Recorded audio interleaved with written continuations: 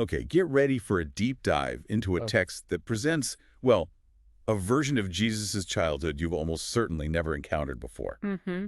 Forget those quiet years between Bethlehem and the temple. Imagine a newborn speaking, clay figures coming to life, or maybe a royal throne stretching on command. Yeah, it's quite something. What if everything you thought you knew about Jesus' early life was based on just, a few brief glimpses? It's true. The standard biblical Gospels, Matthew, Mark, Luke, and John, they offer remarkably little detail about Jesus' life from his birth until he appears as an adult, ready for baptism around age 30. Right. We get the nativity stories, the flight to Egypt and return, and really just that single event of him at age 12 in the temple, those middle years. Largely silent. And where there's silence in one text, well, other stories often emerge to fill the gap, don't they? Exactly. Today, we're exploring a text shared by one of you, our listeners, called The First Gospel of the Infancy of Jesus Christ. Now, this text makes a pretty bold opening claim. It purports to be based on the account of Joseph the high priest, which, well, some traditions equate with Caiaphas. That attribution is certainly Hmm. interesting. Given Caiaphas's prominent role in Jesus' later crucifixion story in the canonical Gospels, Right. Bit strange. regardless of its actual historical origins or, authorship, this text was clearly circulating in some early Christian communities. And it provides this dramatic, action-packed, and very different narrative of Jesus' life from birth up to age 12. So our mission in this deep dive is to unpack this alternative story, pull out the most fascinating and perhaps startling details, and understand what this text tells us about how some people in the early centuries imagined the divine power of Jesus manifesting, in his earliest years. It's a chance to see a childhood absolutely packed with miracles, really from infancy onward. Okay, let's dive in then, starting where all the gospel narratives begin, the Nativity. It opens familiar enough, right? Augustus's decree, Joseph and Mary heading to Bethlehem. Yeah. Standard stuff. But then it quickly diverges. Mary's time comes before they actually make it into the city. Oh. So they end up seeking shelter in a cave instead. Uh-huh. And Joseph then goes off to fetch a midwife from Jerusalem, described here as an old Hebrew woman. A cave, not a stable. Interesting. And when they get back? Well, they find the cave filled with this extraordinary light, not just, a gentle glow, but a light the text describes as greater than the light of lamps and candles, and greater than the light of the sun itself. Wow. That's not subtle. An immediate supernatural sign. Definitely not subtle. And the midwife is, well, understandably stunned by this. I bet. When she asks Mary about the child, Mary's reply is quite unique, she says. As there is not any child like to my son, so neither is there any woman like to his mother. A declaration, really, of the uniqueness of both of them. Absolutely. And a miracle immediately follows this. The midwife touches the infant. She's instantly healed herself, responds by vowing her service to him. So you see physical healing linked directly to contact with the baby Jesus right from the start. And it prompts a kind of discipleship even then. Exactly. Then the shepherds arrive, led by the star and angels, and the scene shifts again. The cave, instead of being just a humble stable, it seems like a glorious temple. It's a temple. Yeah, filled with angels and men praising God together. The old midwife joins in too, echoing Simeon's later words that her eyes have seen the Savior. Okay, so the text also includes the circumcision. It does on the 8th day, still in the cave. And here's a particularly notable point. The old woman takes the foreskin, or as the text notes, some say the navel string, Right? and preserves it in an alabaster box of spikenard oil. Okay, wait. An alabaster box. That sounds familiar. It does, doesn't it? And this is where the text connects the dots in a really surprising way. It explicitly states that this alabaster box is the one that Mary, identified as Mary the sinner, often understood as Mary Magdalene later uses to anoint Jesus. No way. Seriously. Seriously. It creates this direct, tangible link between the physical remnants of his infancy and that really well-known act of devotion before his passion. That's incredible. It suggests a perspective where, I guess, Jesus' sacredness infused even his bodily components right from birth. Yes, exactly. Binding these disparate moments in his life through a physical object. It's quite a theological statement. Definitely. So, moving on, the presentation in the temple. Right. On the 40th day, Yep. Simeon is described seeing Jesus shining as a pillar of light, attended by angels like royal guards. The pillar of light. Yeah. And his familiar prophecy, now, O my Lord, thy servant shall depart in peace, that's included. And Hannah the prophetess is also mentioned as being present. Pretty standard elements there, but maybe intensified. And the wise men. They arrive too. They do, from the east, bringing their gold, frankincense, and myrrh. This text adds an interesting twist, though. Oh. It attributes their guidings to the prophecy of Zoroaster, which is Zoroaster. Zoroaster. Yeah. Huh. So pulling in elements from other traditions, maybe? It seems like it, yeah. It hints at how these stories could incorporate different cultural threads. But the most striking detail here involves Mary's gift to them in return. She gives them a gift. What is it? One of Jesus' swaddling clothes. A swaddling cloth. Okay. Seems humble. Seems humble, but it becomes the focus of an astonishing miracle. When the wise men get back home, they throw the swaddling cloth into a fire, maybe as a test or some kind of act of reverence. Let me guess. It refuses to burn, completely unharmed. Wow. Not even singed. Not at all. And this leads them to worship the cloth and treasure it among their possessions. So another strong statement about the inherent power and sanctity just radiating from Jesus, even through objects he's merely touched or worn. Exactly. What does that emphasis on the power of physical relics tell us, do you think? About the theology, maybe? Well, it suggests a worldview where the divine isn't just in Jesus, but it's actively radiating from him, right? Wow. Capable of transforming and empowering the material world around him. Precisely.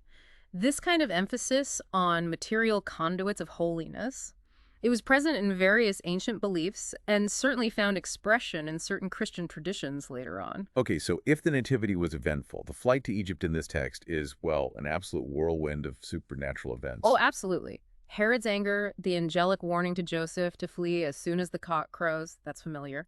But the journey itself, anything but a quiet escape. How so? It starts with a mundane problem, actually. Their saddle girths break. But as they approach a city in Egypt, things escalate rapidly. They encounter the local idols. Uh-oh. Idols. Yeah. And this city has a particularly important idol, one that other idols apparently make offerings to. And the text claims this main idol speaks. It speaks. What does it say? It declares, "The unknown God is come hither, who is truly God. He is truly the Son of God." Whoa. The idol itself proclaims him. Seems so. And immediately after this declaration, that main idol falls down. Instantly. Followed by all the other idols throughout Egypt. All of them. Across the whole country. That's what the text claims. And then it explicitly links this event to the prophecy in Hosea. Ah, out of Egypt I have called my son. Exactly. Suggesting this wasn't just about Israel's exodus, but specifically Jesus' presence literally causing the collapse of Egyptian paganism. It's a very literal and dramatic interpretation of Scripture. It certainly is a powerful theological statement. The arrival of the true God displacing all others. Quite literally. Huh. But you said there were smaller miracles, too. Yes. Alongside this big event, the text includes many smaller personal miracles during their stay. At the inn, near the fallen idol, for instance, they meet a priest's son who's possessed by devils and throwing stones. Okay. So Mary washes Jesus' swaddling clothes and hangs them up to dry. The possessed boy grabs one of the clothes, puts it on his head, and the devils visibly leave him. Described as flying out in the shape of crows and serpents, he's instantly healed. Again with the clothes. The power residing in his belongings. Yeah. It's a recurring theme. Now, the text notes that Joseph and Mary were, understandably frightened by the reaction to the idols falling. Yeah, I imagine that caused a stir. They feared Egyptian anger, so they moved towards secret places of robbers. Towards robbers? That doesn't sound safer. Well, they do encounter robbers, but they don't need to fight. The thieves hear a noise like a vast army approaching, trumpets, horses, the whole thing, and they flee in terror, leaving behind their captives and loot. And Joseph and Mary didn't do anything. Nope. The freed prisoners meet them, and Joseph and Mary simply tell them the king will come after them. It seems the infant Jesus' mere presence generates this divine protective force field, almost. Incredible. So the journey continues. More healings. Oh, yes. The text piles them on. There's an encounter with a woman possessed by Satan. Mary pities her, and Satan leaves in the form of a young man crying out in distress against Mary and her son. Satan himself addresses Mary. Apparently so. Then, in another town, they meet a bride who had been struck dumb by sorcerers. Struck dumb? Yeah. She sees Mary holding Jesus, takes him, hugs and kisses him, and boom. Her tongue is immediately loosed, her ears are open, and she starts singing praises. Direct physical contact again. That's the key in many of these stories, and that theme of power through physical contact, particularly with Jesus' things, gets reinforced again and again. Like how? Well, there's a whole series of healings specifically involving the water used to wash Jesus or his swaddling clothes. Okay, tell me about those. There's a woman afflicted by Satan, appearing as a serpent wrapped around her. She asks to hold Jesus, and the serpent leaves when she moves him. Okay, fine. But the next day, she washes Jesus and saves the water. Saves the wash water. Why? Well, because that water becomes a potent healing agent. A girl suffering from leprosy is sprinkled and washed with this saved water and is instantly cleansed. Instantly. From leprosy. Instantly. The people are astonished, naturally. They start wondering if Joseph, Mary, and Jesus are actually gods. Understandable reaction, I suppose. And the healed girl is so grateful, she actually joins their traveling group. She travels with them. Wow. And this cured girl becomes important later. She encounters a sorrowful prince's wife whose marriage is void because she and her son are leprous. Oh, dear. So the cured girl shares her story about the wash water. The prince's wife gets the water, pours it on her own leprous son, and he too is instantly cleansed. She praises God, rewards Mary richly. You see how the benefits ripple outwards. Yeah, it's like a chain reaction of healing. Any other examples? Yep. They lodge with a recently married man who's been afflicted by sorcerers, unable to consummate his marriage. Awkward. Very. But simply having the Holy Family stay in his house overnight cures him. Just their presence. He's so grateful he hosts this lavish celebration for them. Just being near them fixed it. Amazing. But perhaps the most surprising miracle in Egypt involves a mule. A mule? What happens with a mule? They come to a city where some women are mourning their brother, who has been turned into a mule by witchcraft. Turned into a mule. Seriously. Like in a fairy tale. Exactly like that. So the cured leper girl, who's still traveling with them, tells the sisters about Mary and Jesus. The women plead with Mary for help. What does Mary do? She places the baby Jesus on the mule's back and prays. The mule immediately turns back into a young man, right there. Get out. That's wild. It is. The family is overjoyed. They worship Mary and Jesus. And then, incredibly, the restored young man marries the cured leper girl who brought his sisters to Mary in the first place. A wedding. So it combines healing, transformation, and a happy ending. That story has everything. It really highlights the boundless and sometimes, totally unexpected nature of the divine power depicted in this text. Okay, what about those robbers again? You mentioned they encountered them. Right. As they travel through a desert region infested with robbers, they encounter two specific leaders named Titus and Dumachus who are asleep. Titus and Dumachus. Those names sound vaguely familiar. They might. Titus wants to let the family pass peacefully, so he actually offers a bribe to Dumachus not to make a fuss or wake the others. Mary sees this kindness and blesses Titus. Okay, a considerate thief. And then, right there, the infant Jesus speaks and makes a specific prophecy. He speaks again. What does he say this time? He foretells his own crucifixion in 30 years. Whoa. And states that these two thieves, Titus and Dumachus, will be crucified with him, specifically Titus on his right hand, entering paradise. That's incredibly specific Mm. and connects directly to the passion narratives. Mary must have been distressed. The text says she was. It's a stark foreshadowing, this glimpse into the future revealing his divine knowledge so early on, linking his infancy directly to his ultimate fate. Heavy stuff for a baby to predict. What happens next? Well, as they near another city, one apparently filled with idols, the text says the entire city just turns into sandhills. Gone. Oof. Just like that. Another swift judgment against paganism. Seems so. Even more complete than the idols just falling. Then they come to Metaria. Yeah. And there, the text says Jesus caused a well to spring forth. This is supposedly where Mary washes his coat and that balsam grew from his sweat. More details connecting him physically to the land, leading signs. Exactly. Enduring signs of his presence.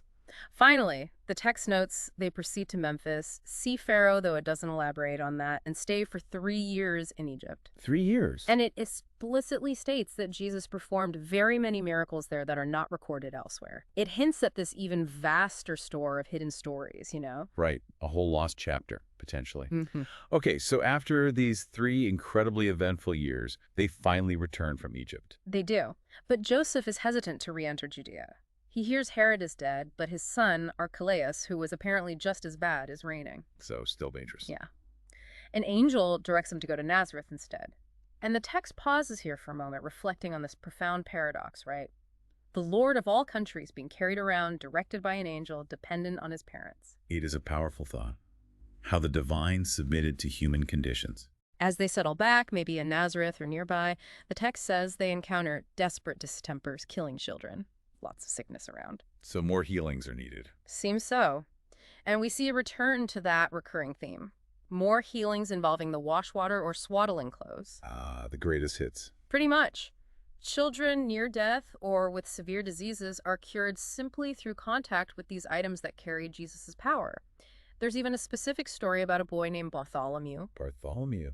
Like the apostle. Could be the connection intended. He was near death but was cured after being laid in Jesus' bed and just smelling his clothes. Smelling his clothes. Wow, that's potent. It is. And these texts often name individuals like this, maybe linking them to later figures or implying a known tradition behind these stories. Interesting. Are there other stories from this period back home? Yes, there's also a story involving a family conflict, a man with two wives. Okay. One rival wife tries to kill Caleb, who the text identifies as Mary's son, probably meaning Jesus' mother's child or relative, not Jesus himself. This wife tries twice. Tries to kill a child. Ow! First, throws him in a hot oven. He's found unharmed, laughing. Laughing. Yep. Then she throws him into a well. He's found just sitting safely on the water's surface. Mary tells Lady Mary, presumably Jesus' mother, who trusts God, will vindicate. And does he? According to the text, yes. The rival wife later falls into that same well and dies. A moment of divine justice protecting the child. Intense. What else? Another really dramatic healing involves a girl tormented by Satan who appears as a dragon sucking her blood. A dragon. Yeah, appearing as a dragon. The healed leper prince's daughter, remember her? The one traveling with them. Yes, the one cured by the washwater. She tells the girl's mother to take her to Mary. Mary gives them more washwater and another swaddling cloth, instructing the mother to tell the girl to show it to the enemy when it appears. Show the cloth to the dragon. Right. So when the dragon appears, the girl puts the cloth on her head and eyes, and flames and burning coals shoot from the cloth, hitting the dragon. Flames from the swaddling cloth. Well, seriously. That's the image. The dragon cries out against Jesus and flees. It's incredibly vivid, a swaddling cloth literally weaponized with divine fire against Satan. That underscores the power in those objects like nothing else. Absolutely. Then comes a really unsettling story about a boy named Judas. Judas, as in? As in Judas Iscariot, yes. The text says he was possessed by Satan as a child and had a habit of biting people. His mother brings him to Mary. Okay. While Jesus is playing, Judas tries to bite him, but instead he strikes Jesus on his right side. He hits Jesus. He does. And at that moment, Satan immediately leaves Judas, described as flying out like a mad dog. Wow. But the text identifies him as Iscariot. Explicitly, and it makes this direct, chilling link. This boy was Judas Iscariot, the future betrayer, and the side he struck as a possessed child. That's the very side later pierced by the spear at the crucifixion. Oh, my goodness, that's dark. A complex foreshadowing, suggesting his fate was maybe linked to this early demonic influence and violence towards Jesus. It's a deeply troubling connection presented here. Okay, so as Jesus grows a bit older, say around age 7, do the miracles continue? They do, but now they become intertwined with childhood play, though they're no less powerful. He's playing with other boys, making figures out of clay asses, oxen, birds. Like kids do. Right, but then he commands them to become real, to walk, fly, eat. And they do. The clay figures come alive. Exactly. When the other boys tell their parents, the parents are horrified. They call Jesus a sorcerer and warn their children to stay away from him. Ah, so his power starts to be misunderstood or feared. Precisely. Okay. It shows how his inherent divine power could be perceived as something illicit or, dangerous magic by those who didn't understand its source. Does this happen again, this perception of magic? It does. There's the story of the dyer's shop. Jesus goes into the shop, takes all the cloths the dyer has prepared for various customers, each needing a different color. Okay. And he throws them all into a furnace full of, say, black dye. All of them. Together.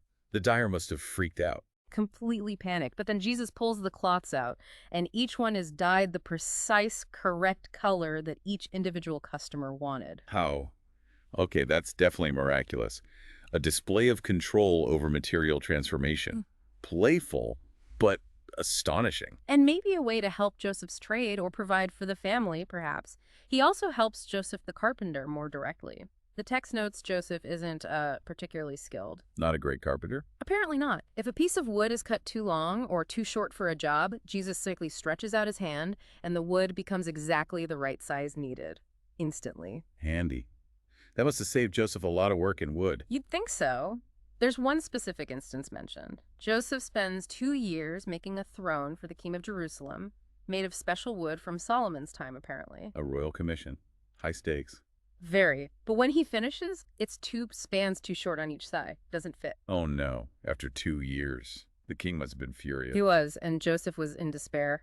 But Jesus tells Joseph not to worry. He says, you pull one side, I'll pull the other. Pull the throne. Yeah. They both pull. And the throne stretches out perfectly to fit the required space. Stretches solid wood. Wow. That's a striking visual of divine power reshaping reality to fix a human mistake. And on a royal throne, no less. Exactly. Grand scale stuff. There are more stories from his playtime, too.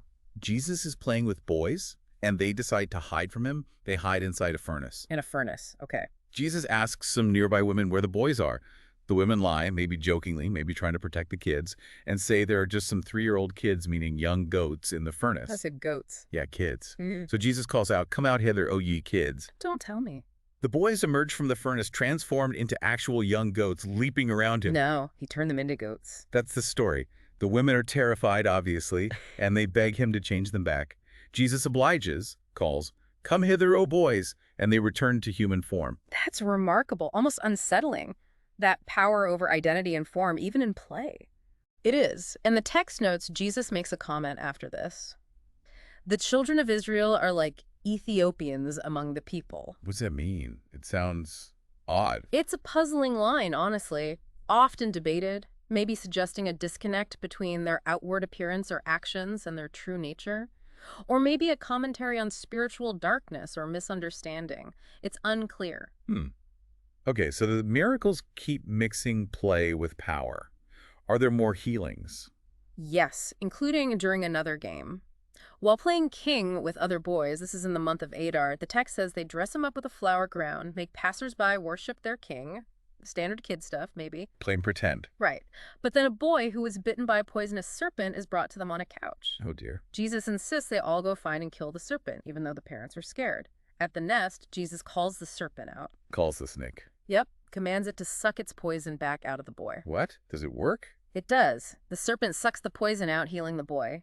Then Jesus curses the serpent, and it bursts open and dies. Wow. Curses it to death. And then Jesus touches the healed boy, tells him to stop crying, and says, hereafter thou shalt be my disciple. And the text identifies this boy as Simon the Canaanite. Simon the Canaanite.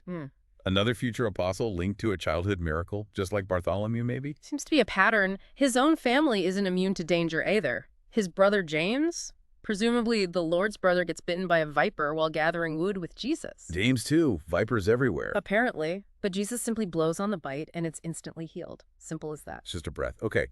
What about raising the dead? Does that happen early, too? It does. Remarkably early, according to this text. Boys are playing on a housetop, and one falls off and dies. His name is given as Zenunus. Falls off a roof. Tragic. The other boys flee, leaving Jesus alone, potentially looking guilty, but Jesus denies any fault, goes to the body, calls out the boy's name, the dead boy answers, and identifies who actually pushed him off the roof. He speaks from death to clear Jesus' name and identify the culprit.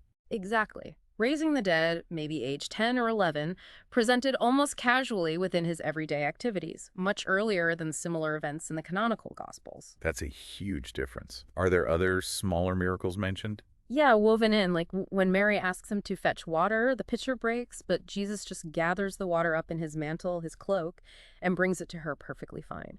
Shows his power over natural elements, even gravity or cohesion, I guess. Okay, so far most of these miracles are helpful, or at least playful, even the goat thing, but some sound darker. Yes, some miracles in this text show a much more immediate, even punitive aspect to his power. This is where it gets quite different from the usual image. That's so. By the river on the Sabbath, Jesus is making clay sparrows and little pools playing again. The son of a Jew named Hanani sees him doing this work, making figures, and accuses him of breaking the Sabbath. Okay, a confrontation. Right. When Hanani's son tries to destroy the pools Jesus made, Jesus says, in like manner as this water has vanished, so shall thy life vanish. Yeah. The boy drops dead instantly. He curses him to death for messing up his pools. That's harsh. It is. And there's another similar instance. Jesus is coming home with Joseph, and another boy runs into him, maybe accidentally, maybe carelessly, and throws him down. Knocks him over. Yeah. Jesus responds, "As thou hast thrown me down, so shalt thou fall, nor ever rise." And that boy immediately falls down and dies too. Just like that, for bumping into him. Just like that. These stories present a really startling picture of divine authority manifesting with swift, fatal consequences for those who oppose or even just accidentally offend him. It's a stark contrast to the often patient portrayal in the canonical Gospels, isn't it? Absolutely. It's a very different kind of power being depicted. Does this cause fear? It seems to. There's an account of Jesus going to school. A master named Zacchaeus tries to teach him the alphabet, starting with Aleph. Okay, school time. But Jesus says he'll only pronounce the next letter, Beth, if Zacchaeus first explains the meaning of Aleph, the deeper meaning. Challenging the teacher on the first letter. Bold. Very. When Zacchaeus threatens to whip him for being difficult, Jesus doesn't just explain the profound meaning of the letters himself, but demonstrates knowledge far beyond any master. Zacchaeus is astonished and says Jesus was born before Noah. Born before Noah. Yeah. Implying preexistence again. So what happens with the whipping threat? Well, they try sending him to a supposedly more learned master, but when this master lifts his hand to strike Jesus, his hand withers and he dies. The teacher dies for trying to discipline him. According to this text, yes. Joseph becomes fearful after this, understandably, afraid to let Jesus out of the house because it seems everyone who displeases him meets a swift negative end. Yeah, I can see why Joseph would be worried. Which brings us, I guess, to the one childhood event that is shared with the canonical Gospels. Jesus at age 12 in the temple. Right. During the feast in Jerusalem, they go up, Jesus stays behind among the doctors, elders, learned men. That part's familiar from Luke. But this text expands on it. Dramatically.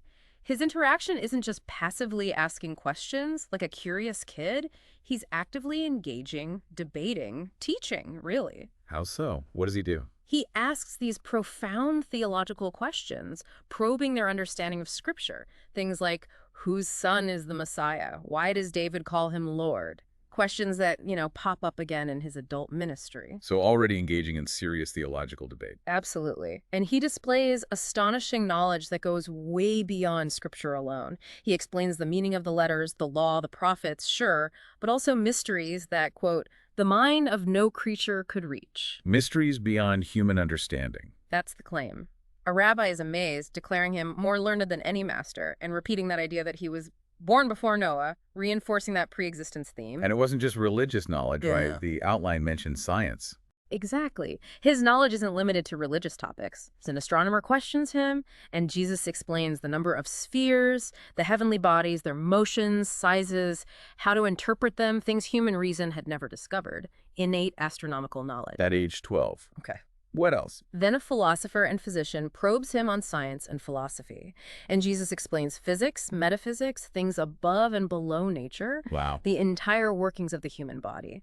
Its powers, humors, members, bones, veins, arteries, nerves, constitutions, even the soul's operations, sensations, faculties, how things are composed and dissolve.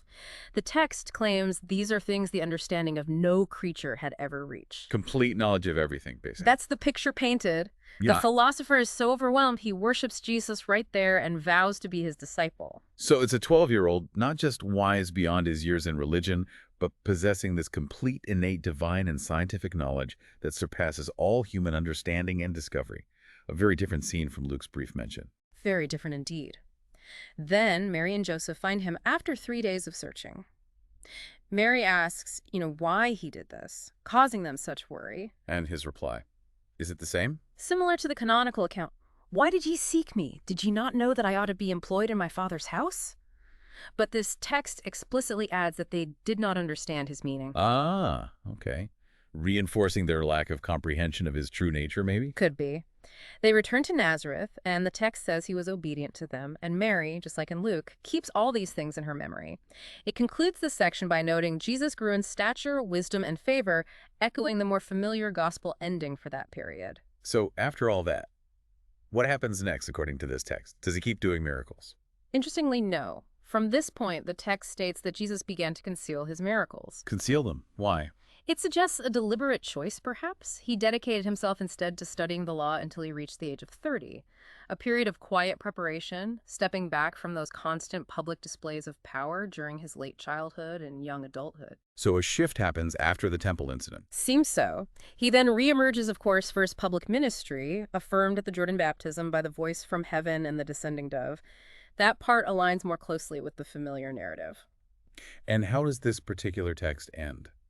It concludes with a beautiful doxological passage, just praising God for life, being, redemption, mercy, and grace. It roots this whole extraordinary, sometimes wild narrative firmly within a context of worship and divine providence. Wow.